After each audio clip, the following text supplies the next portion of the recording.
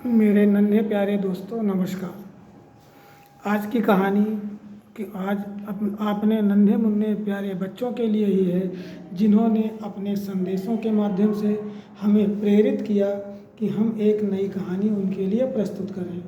उन लोगों के अनुरोध पे मैं प्रस्तुत कर रहा हूँ एक नई कहानी, जिसमें एक राजा और रानी के दयालुता की और उनसे हुई गलती की क्या पश्चाताप हुआ, ये दिखाया गया, सुनाया जाएगा। दोस्तों, विदिशा के पास अपनी छोटी सी राजधानी में अमर सिंह और उनकी पत्नी प्रेमलता बड़े प्यार से रहते थे।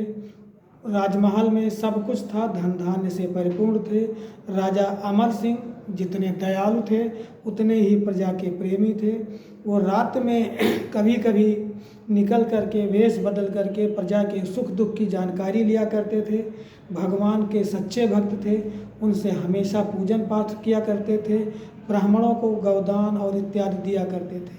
वहीं रानी प्रेमलता एक सुशिक्षित विदुषी महिला थी। वो खूबसूरत भी थी, और जितनी खूबसूरत थी उससे कहीं ज़्यादा दिल उनका खूबसूरत था। वो अपने सारे दास दासियों से प्यार करती थी, उनके साथ बैठ कर के पुत्रवत व्यवहार करती थी। प्रजा में भी उनके प्रति बहुत लगाव था। दोस्तों, प्रकृति का नियम है, भगवान की कुछ ऐसी विडंबना रहती है कि हर आदमी का जीवन सब तरह से खुशहाल होने के बावजूद कहीं ना कहीं उसके ज़िंदगी में कुछ ना कुछ कमी होती थी। राजा अमर सिंह के भी ज़िंदगी में एक ही कमी थी कि करीब 15 साल शादी के हो जाने के बाद आज भी उनके घर में किलकारी नहीं गूंजी हुई थी। राजा और रानी नित्य की भांति एक दिन अपने प्रांगण में घूम रहे थे। उनके प्रांगण में एक छोटा सा सरोवर था, जिसमें हंस और हंसिनी रहते थे। राजा और रानी उनके पास गए, उन्हें दाना चुगाने लगे, और तभी उन्होंने देखा कि हंस और हंसिनी के 2 छोटे छोटे बच्चे उनके पास आए, सरोवर में कूद गए, और हंस और हंसिनी उनको प्यार करने लगे, उनको दाना चुगाने लगे। यह देख करके माँ तो माँ होती है, पत्नी रानी प्रेमलता का दिल भर आया। उनकी आँखों से आंसू निकलने लगे, और दोनों पति पत्नी वहाँ सरोवर के किनारे बने एक कुर्सी पे बैठ गए और आपस में बात करने लगे। रानी ने कहा, महाराज, हम लोगों ने पिछले जन्म में कौन सा पाप किया था कि धन धान्य से पूर्ण होने के बावजूद, इतना दान दक्षिणा देने के बावजूद भी हमारे घर में कोई छोटी सी किलकारी नहीं हुई, यानी हमारे आज भी एक बच्चा नहीं हुआ। प्रजा कहीं ना कहीं तो अपने मन में ज़रूर सोचती होगी कि यह राजा निसंतानी है और सुबह इसका मुंह नहीं देखना चाहिए। रानी की बातों को सुन करके राजा को दर्द तो ज़रूर हुआ, लेकिन पुरुष होता है। उन्होंने कहा, रानी परेशान ना हो, समय आने पे प्रभु हमारी भी सुनेंगे और आपकी भी सुनेंगे, और हमारी इच्छा ज़रूर पूर्ण होगी। राजा के आश्वासन देने पर महारानी को कुछ तो ढाढ़स बना। दोनों शाम तक घूमते रहे। शाम हो गई। एक दूसरे दिन उन्होंने कहा, चलो महारानी, आज आपको मैं जंगल और अपने राज्य की सैर कराता हूँ। दोनों अपने रथ पे सवार होकर के जंगल में चले गए। जंगल में काफ़ी दूर जाने पर उन्हें एक सरोवर मिला। सरोवर में हर तरह के फूल खिले हुए थे, उसमें नाना प्रकार के पक्षी कलरव कर रहे थे। राजा और रानी को यह दृश्य देखकर बड़ा मनोरम लगा, और दोनों वहीं सरोवर के किनारे घूमने लगे।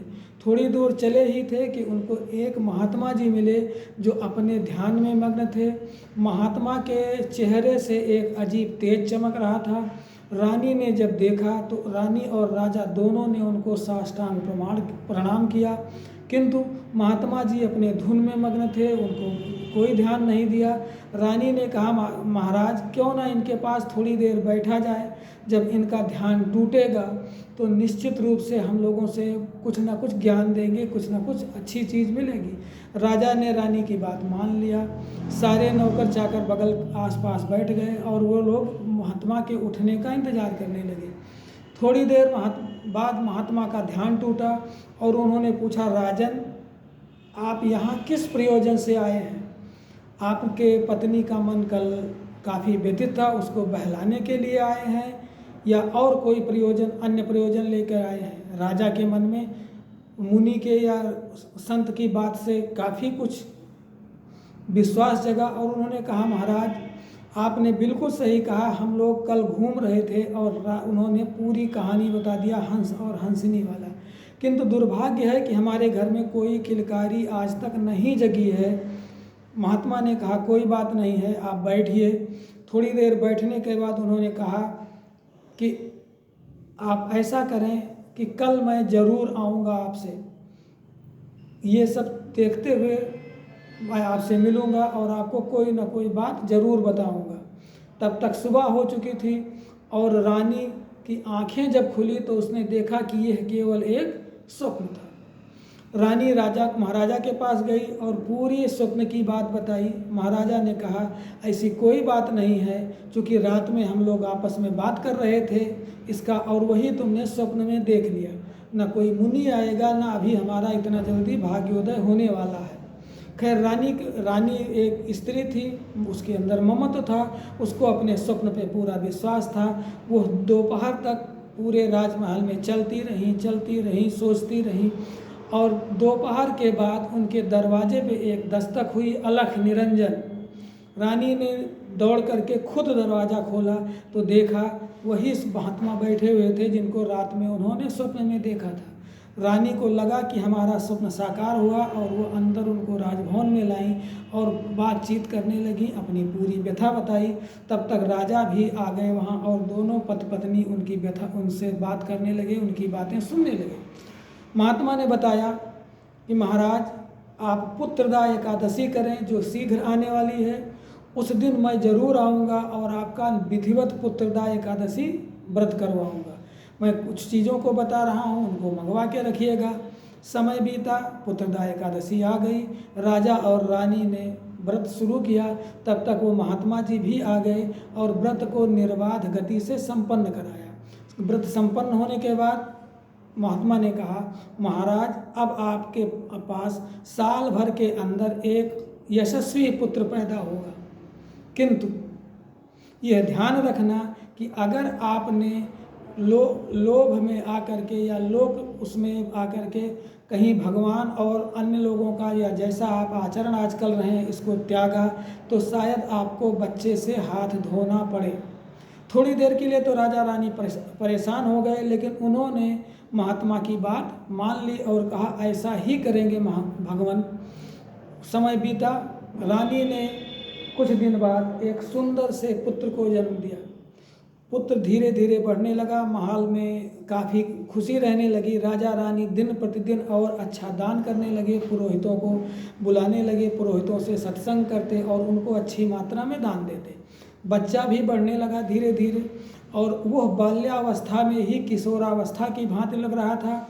शीघ्र ही उसने सारी विद्याएं गुरुकुल में जाकर के ग्रहण कर ली और गुरुकुल से आकर के घर में रहने लगा। एक दिन इधर जब लड़का घर पे आ गया तो राजा रानी के अंदर कुछ ना कुछ जरूर अभिमान जागा और उन्होंने वो सारी बातों को धीरे धीरे धीरे काम करना बंद कर दिया जो वो दान करते थे, पुण्य करते थे।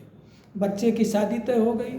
जिस दिन शादी होने थी उसी दिन बच्चा जंगल में गया और यह देख करके कि चले महात्मा जी मिलेंगे तो मिलेंगे।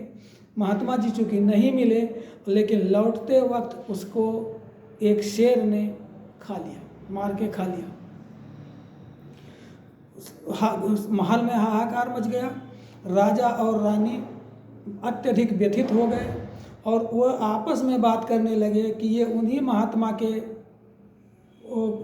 वचनों का फल है, क्योंकि हम लोगों ने इधर 4-6 सालों से दान पुण्य कम कर दिया था और बच्चे के हो जाने की वजह से भगवान में हमारी आसक्ति भी कम हो चुकी थी। अब क्या किया जाए? शाम को शादी है, बच्चा दिन में उसको शेर ने खा लिया है। उन्होंने सैनिकों के साथ जा कर के जंगल में देखा तो बच्चे का केवल हड्डियां बची हुई थी। राजा और रानी व्यथित हो करके भगवान का स्मरण करने लगे और अपने किए हुए कार्यों पर पश्चाताप करने लगे। जैसे ही पश्चाताप शुरू हुआ, करीब आधे पौन घंटे के अंदर वही महात्मा उनके पास फिर प्रकट हुए और उन्होंने कहा, बेटा परेशान मत हो, तुम लोगों के इधर कुछ दिन से अभिमान आ गया था, तुमने भगवान में आसक्ति कम कर दी थी, इसलिए तुमको यह फल मिला है। कोई बात नहीं है, तुम यहीं बैठो और हम लोग यही फिर से पूजन करते हैं, भगवान सत्यनारायण की पूजा करेंगे और शायद सत्यनारायण भगवान आपकी मनोकामना फिर से पूरी कर दें। राजा ने सैनिकों को आदेश दिया, जंगल में सारी व्यवस्था की गई और उन्होंने विधिवत भगवान का पूजन किया। जैसे ही भगवान का पूजन खत्म हुआ और महात्मा जी ने वह जल बच्चे के अस्थियों पे छिड़का, थोड़ी देर बाद बच्चा जिंदा हो गया और फिर वैसे ही स्वस्थ और हो गया। राजा और रानी महात्मा से अनुनय विनय करके उनको घर ले आए और बच्चे के साथ घर पे आकर के उसकी शादी संपन्न कराई। दोस्तों, ये कहानी आपको कैसी लगी?